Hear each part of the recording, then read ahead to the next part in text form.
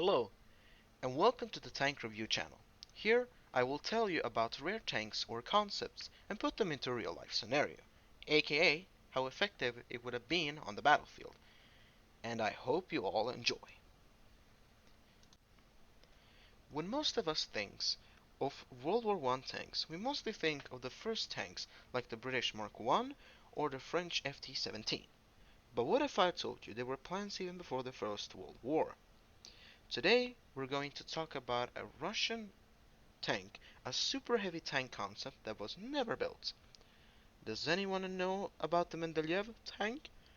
For those people who are not Russian tank historians, the Mendeleev tank was a concept super heavy tank envisioned by a Russian naval engineer named Vasily Mendeleev, which is the son of Dmitry Mendeleev, which is of course the father of the periodic table. The story starts before the First World War in the year 1911 in the city of St. Petersburg in the Russian Empire. When Dmitry Mendeleev was in the Marine Engineering School in St. Petersburg. Between the years of 1911 and 1915, he proposed to the Russian Imperial Army a land ship with thick armor and a powerful armament. First, let's look at the specifications of the Mendeleev tank. First of the specifications, its dimensions.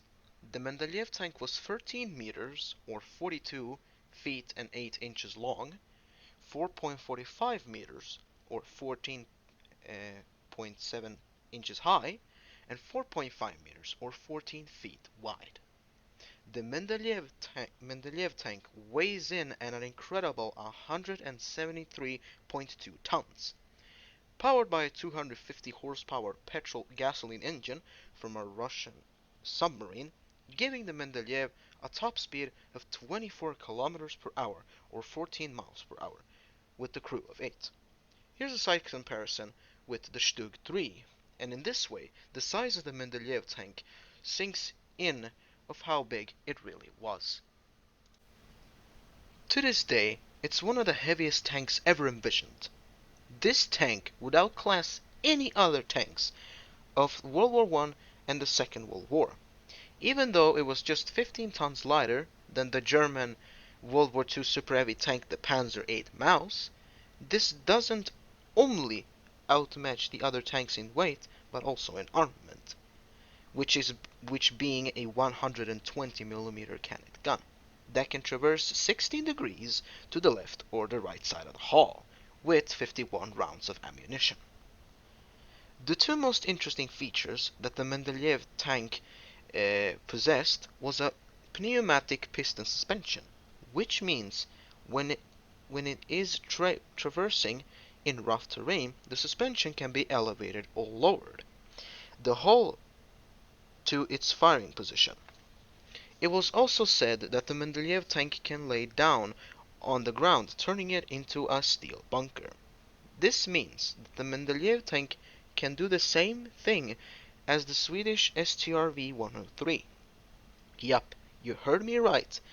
This 109-year-old tank could do the same job as the STRV-103. Wow, Vasily Mendeleev, you were awesome at these things. The second feature is the turret on the top of the hull. This turret was going to be capable to be a pop-up turret with a Russian light machine gun equipped to it. If you don't get what I mean, you could lift the turret when it was needed for close combat fighting like enemy troops and lightly armored vehicles like trucks and armored cars. The Mendeleev would be used also to destroy fortified positions, and it can do also other tasks. As I said before, the Mendeleev was just a concept tank. However, had the Russian army accepted his idea, it would have been the most powerful tank of the First World War. Just imagine how this would play out, the mighty Russian Empire being the first nation to deploy a tank from the start of the First World War. If this would have happened, Russia today would have been recognized as the pioneers of the tank, even before the British.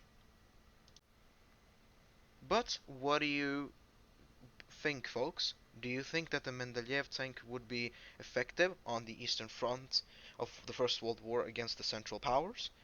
Tell me in the comments below. And as always, like and subscribe. This is the Tank Review channel, and I'll see you soon. I'll see you all in the next video. Bye.